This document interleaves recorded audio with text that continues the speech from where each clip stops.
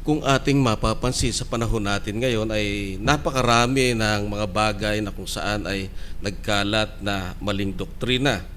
At nandoon pa kung saan ay may mga books nga na ang akala natin kung titingnan ay napakaganda dahil binabanggit naman doon sa kanilang title ang Diyos. Pero sa kaloob-looban nito ay hindi naman, bagkus ito ay mga turo ng demonyo na kung saan ay sinasawata mismo nito ang salita ng Diyos. Kaya bilang mga Kristiyano tayo dapat may pag-iingat at papaano ba natin gagawin ang mga bagay na ito at paano natin magagampanan ang kautusan ng Diyos ng kanyang mga batas. Paano? At isa sa paraan ng mga bagay na pagsunod sa kanyang command na loving one another. Yung loving one another dito, katulad ng mga sinabi ko noon sa chapter 12 na kung saan ay yung duty natin bilang Kristiyano sa chapter 2 verse 1 and 2 na kung saan ay yung be transformed at conform ka doon sa ating Panginoon. At ikalawa, yung chapter 3 ay sa verse 3 ng Romans 12, 3 to 8 ay kung saan ay tinatalakay din dito yung responsibilidad mo sa ministry o yung mga kaloob mo, kung paano mo ito ibibigay, paano mo ito gagawin. At ang sumunod doon yung sa verse yung 9 to 21, yung marka ng isang tunay na Kristiyano. Pinakikita ron kung ano yung dapat mong gawin na kailangan ay yung iyong pag-ibig ay maging without hypocrisy. Kailangan ito ay yung true concern mo, yung genuine, hindi peke. At kahit na time na ikaw ay pine-persecute, nandun pa rin yung pagsasalita mo sa kanila, hindi man nila alam na ipinapanalangin mo sila. Ito ang mga marka ng tunay na Kristiyano. At pag makikita nga natin dito sa chapter 13 ay yung submission to authority, yung 1 to 7. Pero hindi po natin tatalakayin yon. Ang tatalakayin po natin ay yung chapter verse 8 hanggang 14 na kung saan ay yung pagganap sa kautusan ng Diyos. Pero paano natin gagampanan yung mga bagay na iyon? Loving another or loving one another. Mahiging siya ay hindi kasi maging siya ay kapatid mo o hindi man. Dahil ito ay utos ng Panginoon. At ano yung focus mo? Pangalawa, yung focus mo dahil sa malapit nang dumating ang Panginoon o yung pagdating niya, yung second coming ng Panginoon. Kaya nga, mapapansin natin na talagang ang Kristiyano ay kakaiba. Hindi siya katulad ng mga walang pagkakilala. Pero minsan kasi, di ba, tulad nga nung sinasabi ko na may mga nagtataka nga, natatanong pa Christian ka pala? Parang hindi maganda pagka ganon dahil walang nakikita sa iyo. Di ba? Nakaibahan. Dapat, pag tayo ay Kristiyano, nakikita yung kung paano ang Panginoong Hesus ay dala-dala mo. Ito yung public duty mo. Lagi ko nga binabanggit sa inyo yung Philippians 1:27 na yung conduct o yung conversation doon ay yung sa Greek word ay politeio na kung saan ang ibig sabihin to ay public duty. Public duty mo bilang isang Kristiyano ipahayag kung sino ka, ano ang natutunan mo, sino ang pinaka-head ng inyong samahan. Kaya nga nawa ay patuloy nating makita ito hindi lamang sa bukang bibig, bagkus makita ito sa bawat isa sa atin.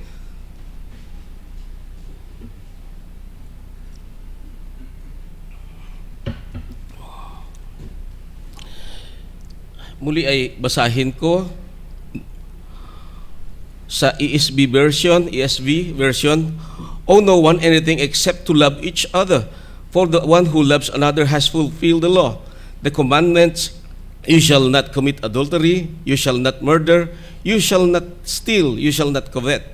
and any other commandment are summed up in this word: you shall love your neighbor as yourself. Love does not know wrong to a neighbor, therefore love is fulfillment of the law. Besides this, you know the time, that the hour has come for you to wake from sleep, for salvation is nearer us now than when we first believed. The night is far gone, the day is at hand. So let us cast off the works of the darkness and put on the armor of light. Let us walk properly as in the daytime, not in orgies, drunkenness, not in sexual immorality and sensuality, not in quarreling and jealousy, but put on the Lord Jesus Christ and make no provisions for the flesh. Doon pa lang ay makikita na natin ay yung two times na ginamit, sinabi yung fulfilled the law sa verse 8 hanggang 10. At ano yung makikita natin dito? Sabi, yung word ngang unang-una, oh no one anything. Hindi sabihin, hindi naman masamang mangutang. Hindi rin masamang magkaroon ng utang. 'Di ba? Dahil kung kinakailangan. Pero ano ba yung talagang sinasabi rito ni Apostol Pablo? Mula kasi ron sa lumang tipan, ay ganito yung sinasabi niya. Sabi niya sa chapter 24 ng Deuteronomy verse 15, you shall give him in accordance to ron sa mga wages. In accordance, you shall give him his wages on this day before the sun sets, for he is poor and sets heart only on it, so that he will not cry against you to the Lord, and it becomes sin to you. Pagka wini-withdraw pala natin yung ating, halimbawa may mga patrabaho ka, ay wini-withdraw mo yung iyong mga pambayad sa kanila. Hindi naman sa sinasabi ko na yung tulad sa atin panahon ngayon na minsan ang bayad ang sweldo mo, ang due ay weekly at monthly or kinsenas katapusan. Hindi yon. Yun bang sinasabi rito ay parang ayaw mo na siya ay bayaran. Wini-withdraw mo dahil sa iyong gusto lang. Hindi iyon ganon. At sabi po rin sa Proverbs 3:27-28, do not withhold good from those to whom is due when it is in your power to do it. Do not say to your neighbor, go and come back, and tomorrow I will give it when you have it now. Kung meron ka naman pambayad ngayon, huwag mo na paasahin yung bukas. Kung malayo yung pinuntahan nun, gastos pa sa pamasahin niya, gastos pa sa panahon niya, malaking bagay iyon. Yun ay hindi mo siya minamahal. Yung mga ganon. Ito yung sinasabi ni Apostol Pablo rito. At yung pag-ibig sa bawat isa ay yung word kasing ginamit doon ng sinasabi ng mga Hudyo, yung neighbor, muli ay sinasabi ko, yung neighbor sa kanilang intindi ay yung malapit sa kanila o yung kanilang kapwa lang nila Hudyo. While ang ginamit ng Panginoong Diyos talaga mismo ay yung kapwa. Hindi lang yung malapit sa iyo, kapitbahay mo, kundi kapwa. Paano ba ang kapwa? Ang kapwa ay kapwa mo tao na kung saan nandoon yung nilikha siya ng Diyos. Ganoon, pareho kayo, iisa kayo, nilikha kayo ayon sa wangis ng Panginoon. At kung mapapansin natin doon sa parable na Samaritan, yung ginawang example ng Panginoon, yung unang dumating ay yung Levita, iniwasan niya yung taong binugbog at hindi niya kinalinga ito. At pangalawa, yung priest o saserdote ay iniwasan niya rin. At hindi natin alam kung ano dahilan noon. Pero hindi nila tinulungan, bagamat silang dalawa ay nagsisilbi sa mga gawain ng Panginoon. While yung isang Samaritano, hindi nila kahalahi, ay tinulungan ang isang taong ito. Ito yung sinasabi ng Panginoon, yung kapwa mo, hindi dahil sa hindi mo siya kalahi, hindi mo siya malapit sa iyo, kundi bilang kapwa tao, bilang isa na nilalang ayon sa wangis ng Diyos. Yun ang ibig sabihin ni Apostol Pablo.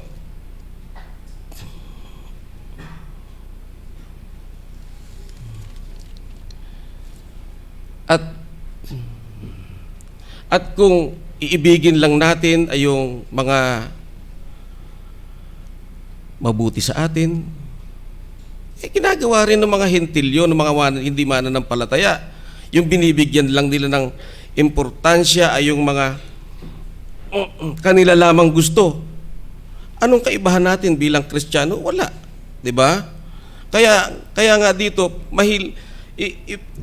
pinapaliwanag ni Apostol Pablo, yung pag-ibig ay wala itong boundary. Lahat.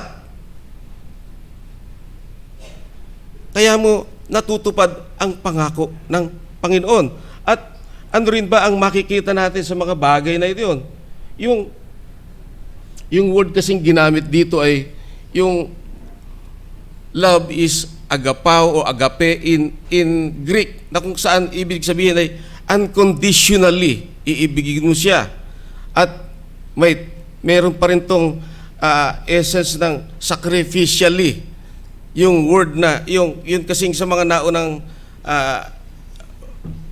yung sa verse chapter 12 na kung saan ay kahit pine-persecute ka na, kahit inaaway ka na, nandun pa rin yung pagmamahal mo. Pagmamahal in terms na pinapanalangin mo sila. At pag hindi ka ginagawa ng mabuti, in return, ginagawan mo pa rin ng mabuti. Kahit minsan masama sa kalooban natin. Bakit? Sinusunod natin ang utos ng Panginoon.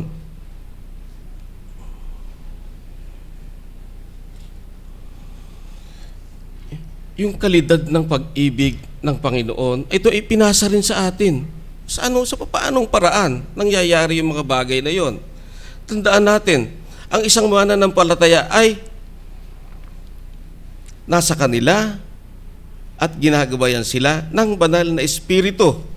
At mahirap ba yon? Mahirap at madali. Madali kung ang isang Kristiyano ay patuloy na nag-aaral ng kanyang salita at ito'y naipapaliwanag sa kanya na gagabayan siya ng banal na Espiritu. Mahirap. Bakit mahirap? Mahirap kung sa iyong sarili lamang. Dahil hindi tayo ganon.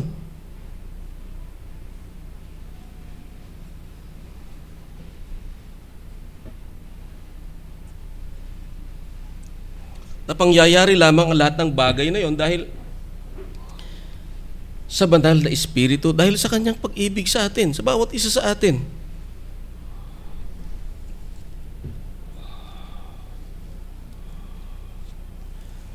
Sabi nga, yung verse 9, for the commandments, you shall not commit adultery, you shall not murder, you shall not steal, you shall not covet, and any other commandments are summed up in this word, you shall love your neighbor as yourself.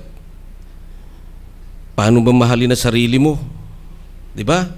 Andun yung mga pagpapaganda mo, andun yung pangangalaga mo sa katawan mo, andun yung naalala mo yung health mo. Ganoon din.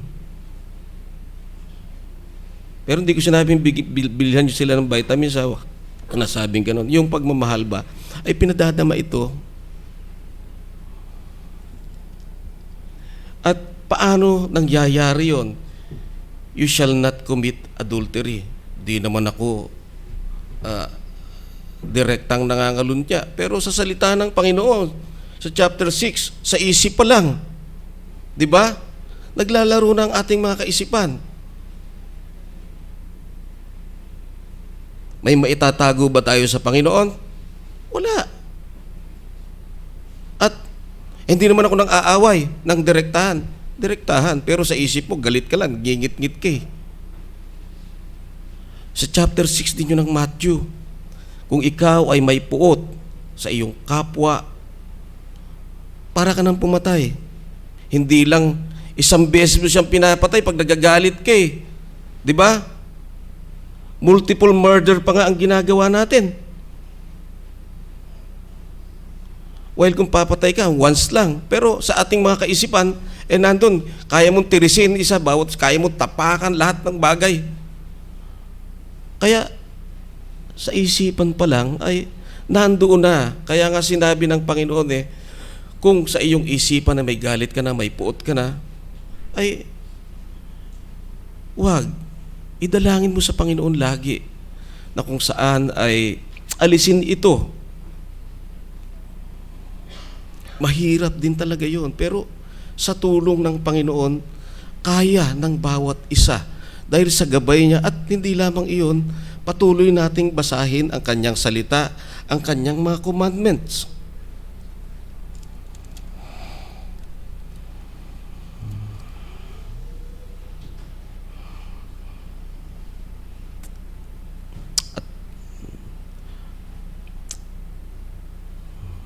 At makikita natin dito yung sinabi roon na usual for the commandments ay sinum up siya doon sa verse 10. Love does no wrong to a neighbor. Therefore, love is the fulfillment of the law. Anumang mali, anumang kaisipan na may kamalian o intensyon sa iyong kapwa, hindi mo sinusunod ang Panginoon.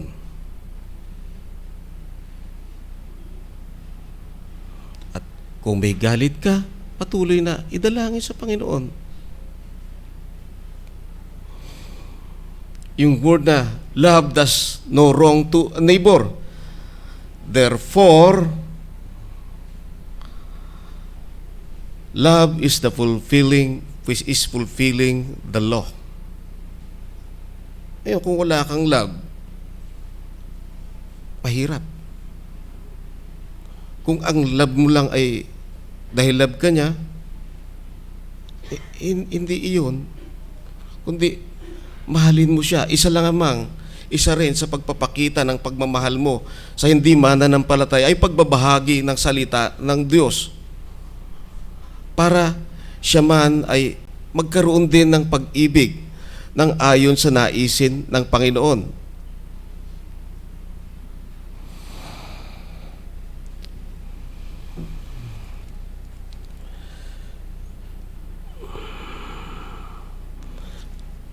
Yung word na love does no wrong to a neighbor. Muli, sinasabi ko sa inyo, hindi lamang kalahi, yung neighbor, hindi lamang kapitbahay na malapit sa iyo, kundi bawat kapwa-tao. Yun po ang word na ginamit, kapwa-tao, ayon sa wangis ng Panginoong Diyos. Kung matatandaan nyo, doon sa Genesis pa lang, saan ba tayo, sino ba ang lumikha sa atin? At tayo nilikha ayon sa wangis ng Diyos. Kaya pagka may nakikita kang tao, ano man itsura niya o ano pa man, minsan totoo naman na nangingiti tayo dahil ganoon. Pero nandoon agad yung ating dapat paghingi ng tawad. Panginoon, tawad po, nagkasala po sa yata ako. O nagkasala po ako.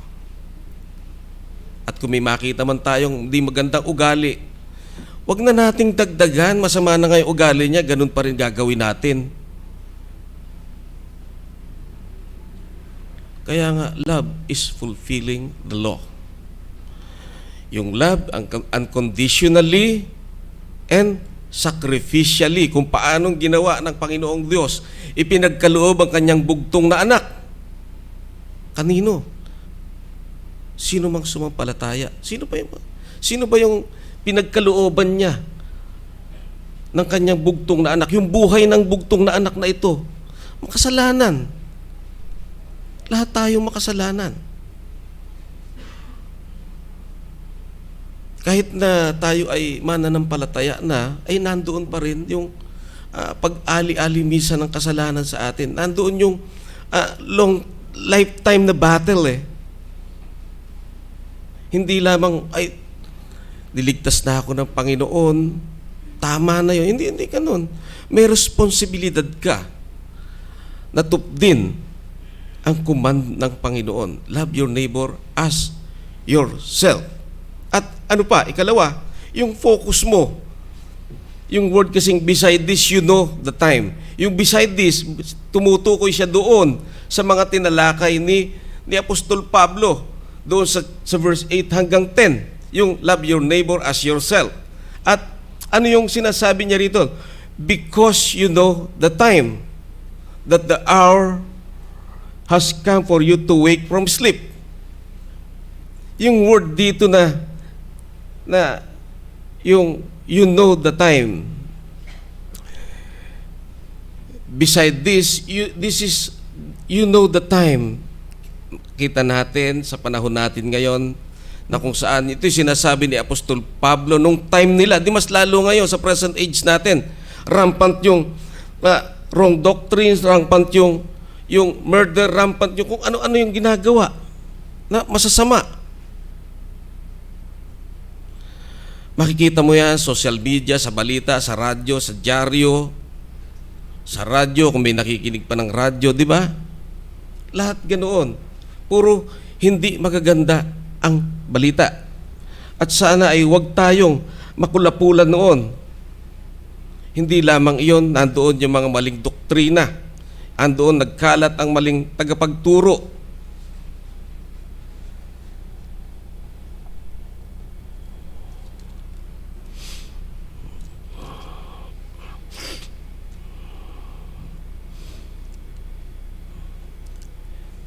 You know the time, nakikita naman natin may mga gyera, yung mga calamities, kung paanong yung natural calamities ay dati tingin natin ay parang mahihina lang, ngayon grabe na yung bagyo.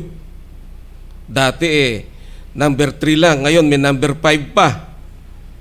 At yung paglindol, lahat yan ay senyales ng pagdating ng Panginoon. At kung paanong sinasabi nila noon ni Apostol Pablo na malapit nang dumating ang Panginoon, di mas lalo na sa panahon natin ngayon. Kaya nga dito sinasabi ni Paul, with urgency ito At matapos iyon, makikita rin natin doon yung word na that the hour has come for you to wake from sleep. Kasi complacent tayo di ba? Ay, iyaan mo na yan, di ba? Ganun lang tayo. Hindi natin ipinapakita na tayo isang mananampalataya.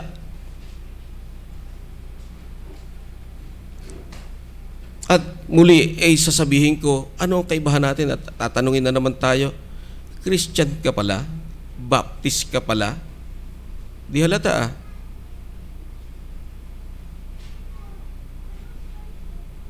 Sana mahalata, di ba? Na Christian tayo.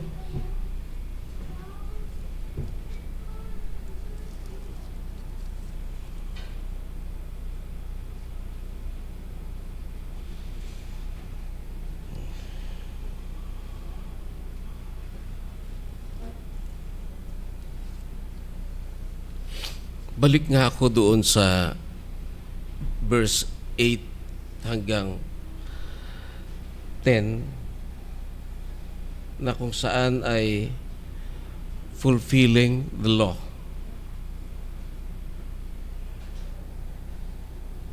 Susundin ba natin ang mga utos ng Panginoon o hindi? Siyempre, bilang isang mananampalataya, nandoon yung pagpupursigi natin kahit mahirap. Nandoon na idinadalangin natin ito sa Panginoon. Bilang mga mananampalataya, nandoon yung pagsunod natin sa Panginoon, mahirap man, nandoon yung persecution, nandoon yung mga pagtuya, dahil sa ito ay utos ng Panginoon.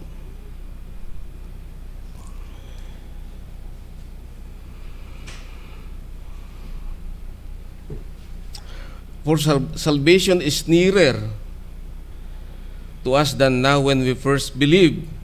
The night is far gone, the day is at hand.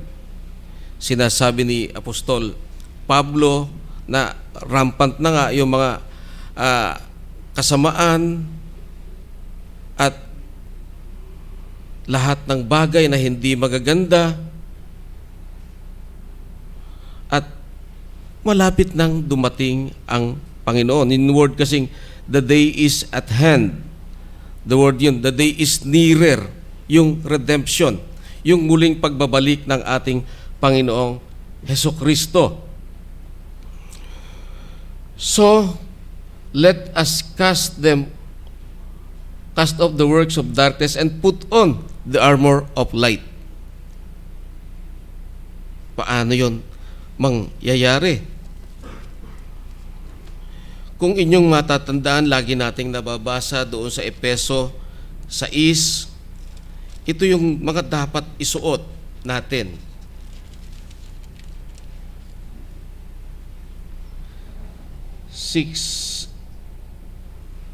Ephesians 6 verse 10,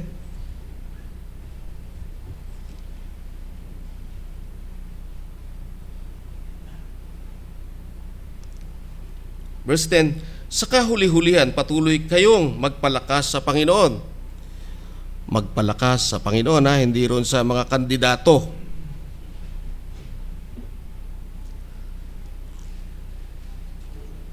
Kasi panahon ngayon ng butuhan. Magpalakas kayo sa Panginoon at sa kapangyarihan ng kanyang lakas. Isuot ninyo ang buong kasuotan pandigma ng Diyos upang kayo'y makatagal laban sa mga pakana ng dyablo, sapagkat, verse 12, ang ating pakipaglaban ay hindi laban sa laman at dugo, kundi laban sa mga pinuno, laban sa mga may kapangyarihan, laban sa mga kapangyarihang di nakikita at na naghahari sa sanlibutan sa kadilimang ito, laban sa hukbong espiritual at kasamaan ng kalangitan. Dito tinukoy ni Apostol Pablo sa Ephesians 6. So sino yung mga kalaban? Hindi yung kapwa natin, kundi yung spiritual na mga kalaban natin. Kaya verse 13, kaya't kunin ninyo ang buong baluti ng Diyos upang kayo'y makatagal sa araw ng masama, at kung magawa na ninyo ang lahat ay tumayong matatag. Kaya tumindig kayo na ang inyong mga baywang ay nabibigkisan ng katotohanan, na suot ang baluti ng katwiran. Yung katotohanan dito, yung mga salita ng Diyos, at yung katwiran dito ay yung katwiran ni Kristo. At magsuot sa inyong mga paa ng pagiging handa para sa ebanghelyo ng kapayapaan. Yung pinaka main aim or purpose ng ebanghelyo ay kapayapaan. Kasama ng lahat ng mga ito, taglayin ninyo ang kalasag ng pananampalataya, na sa pamamagitan nito ay inyong masusugpo ang mga nag-aapoy na palaso ng masasama. At taglayin ninyo, verse 17, at taglayin ninyo ang helmet ng kaligtasan at ang tabak ng Espiritu, na siyang salita ng Diyos. Kung paano ginamit ng Panginoon nung siya ay tinutukso ng dyablo, nasusulat. Ganoon din tayo. Nasusulat. Hindi sinasabi ko, hindi ganon, kundi nasusulat. At ano pa? Manalangin kayo sa Espiritu sa lahat ng panahon, sa bawat panalangin, pagsamo. At sa bagay na ito ay maging handa na may buong pagtitiyaga at pagsusumamo para sa lahat ng mga banal. Naka-emphasize dito, lahat ng mga banal. Para ano? Magampanan natin ang mga bagay na kanyang mga commandments. Tandaan natin, hindi natin kaya. Kaya nga ito yung command ni Paul, at ito rin ang command ng Diyos sa pamamagitan ni Apostol Pablo.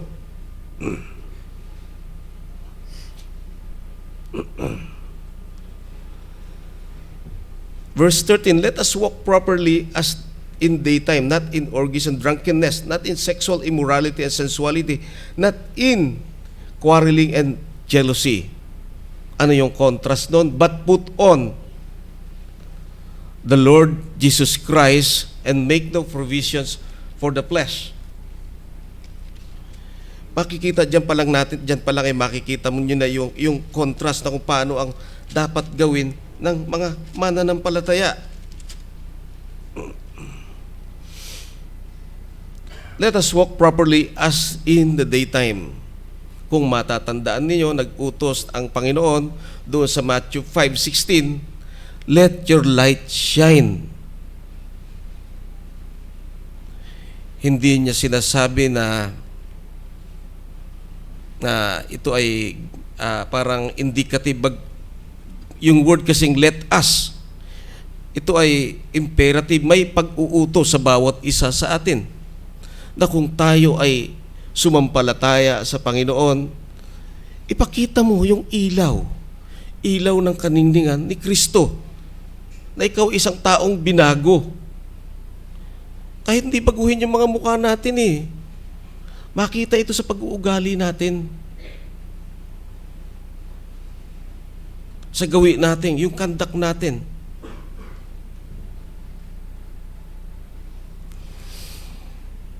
Sa 1 Corinthians 15:34, awake to righteousness and do not sin. 15:34, 1 Corinthians 15:34, awake to righteousness and do not sin, for some do not have the knowledge of God.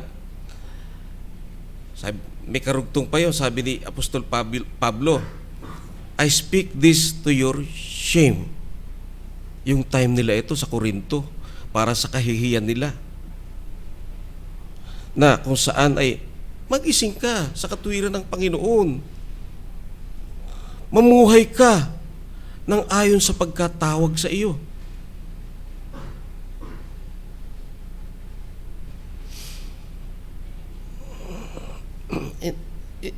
Yung pagsasabi rito ni Apostol Pablo sa verse 13, yung word na let us walk, hindi niya sinabing all of you walk, kasama siya, let us. Ganun din naman ang bawat isa sa atin, let us. Lumakad tayo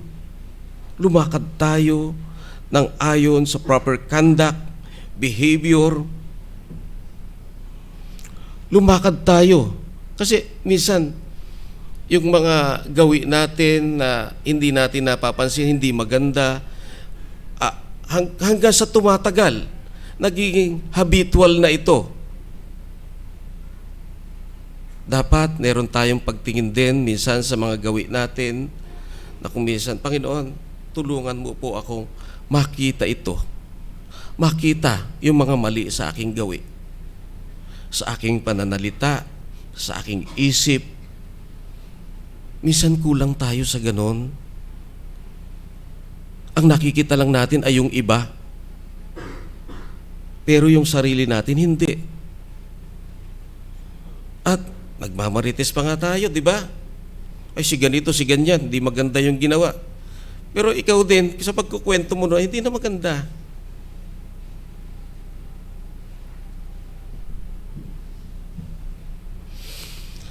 Yung word dyan, yung tatlo sa verse 13, yung word na let us not, yung word tatlong not, in contrast doon sa verse 14, but put on the Lord Jesus Christ. Personified na ito.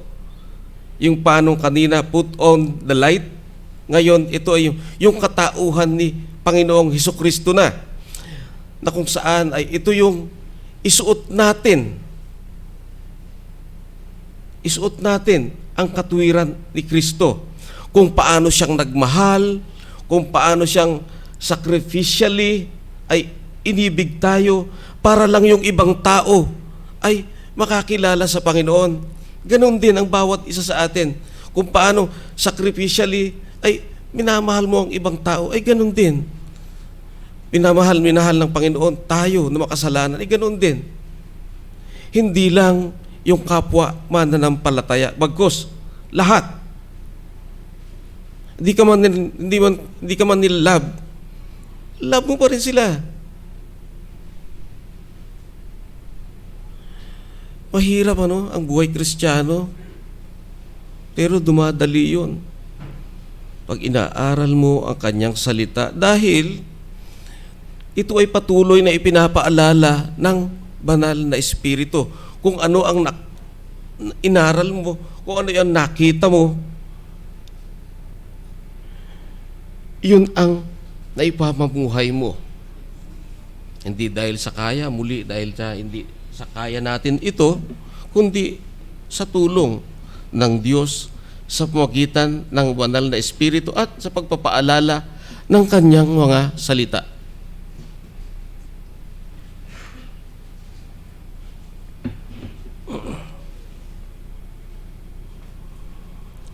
Muli ay susundin ba natin ang mga bagay na bilin ng Panginoon? Put on the armor at ikalawa, put on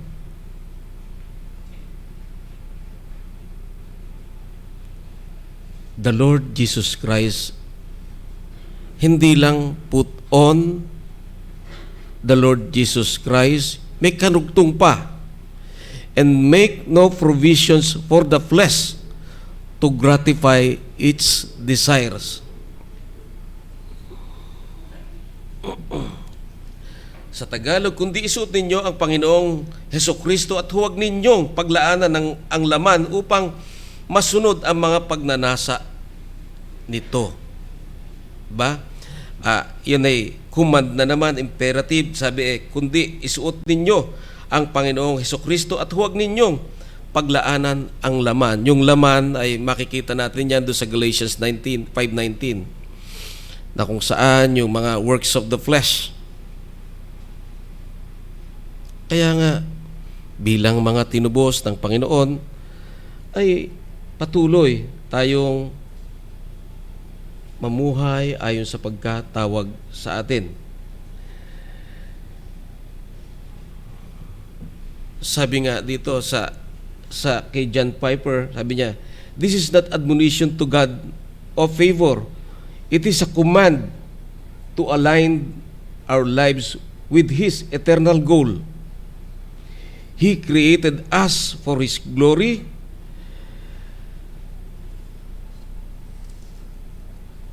God's great aim in creating and governing the world is that He be glorified. I created you for my glory. I formed you. I made you. Dapat lagi nating nasa isipan yung mga bagay na ito. At kung ikaw ay isang mananampalataya, mayroon kang supernatural light At responsable ka sa ilaw na ibinigay sa iyo ng Panginoon. Sa John 8:12, I am the light. Sa 9:5, all who walk in me walk in the light. Kaya nga, stop complaining about how others are letting the light. Kung paano, maging ito ay Kristiyano man o hindi, yung kapwa mo man, kung paano niyang hindi ginagamit ang kanyang, hindi siya namumuhay Kristiyano bilang mananampalataya, ay responsibilidad mo na ipanalangin siya. Tayo'y magdingning, i-focus natin ang ating kaisipan na kung saan sinabi niya, I am the light. Doon ang focus natin. Tandaan natin, tayo ay unique ang bawat isa sa atin. Hindi tayo magkakapareho. Pero, pagdating sa ilaw ni Kristo, iisa tayo. Iisa tayo para siya ay luwalhatiin. Iisa tayo sa goal na kung saan pagdating ng Panginoon ay sama-sama tayo. Magkakasama kung saan kakain tayo sa hapag ng Panginoon na may liwanag dahil siya mismo ay ating liwanag. At para kaya tayo tinawag para siya ay patuloy na luwalhatiin, maluwalhati siya sa buhay ng bawat isa sa atin. Tayo'y manalangin. Muli dakilang Diyos na sumasalangit, salamat po sa salita mo na kung saan ay pinapaalala mo sa amin, na kung saan ay nagagampanan namin ang iyong mga utusan kung iniibig namin ang aming kapwa. At kami ay nakatanaw doon sa iyong pagbabalik na muli. Kaya nga po, O Diyos, sa tingin namin mahirap, ngunit ito ay madali kung patuloy kami ay gagabayan, tutulungan sa lahat ng aming gawain, O Diyos. Kaya nga, O Diyos, tulungan kami na mapapurihan ka rin. Purihin ka, nawa ay maging kalakasan, kalaguan ng bawat isa sa amin ang mga salita mo na siyang patuloy naming inaaral ngayong umagang ito, O Diyos. Purihin ka sa ngalan ni Kristo Jesus. Amen.